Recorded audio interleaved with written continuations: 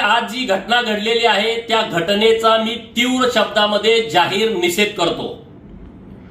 ज्या एपीआयनं हा प्रकार केलेला आहे त्या एपीआयला सुतासारखा सरळ करण्याची व्यवस्था केली जाईल।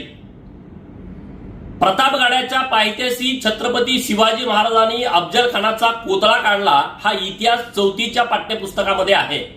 मग हे एपीआय महोदय 4थीच्या पाठ्यपुस्तक फाडून टाकणार आहेत का?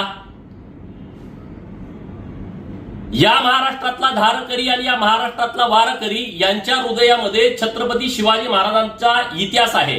त्यांना हृदयामध्ये स्थान आहे। त्यांना हृदयामधून तुम्ही बाजूला हटवणार आहात का? मी तमाम शिवप्रेमींना आवाहन करतो की महाराष्ट्रामध्ये हिंदुत्ववादी सरकार आहे आणि छत्रपती शिवाजी महाराजांचा अपमान केलेला खपवून घेतला जाणार नाही। ज्या एपीआयनं हा उद्योग केलेला आहे त्याच्यावरती निश्चितपणे कारवाई होईल। मी राज्याचे मुख्यमंत्री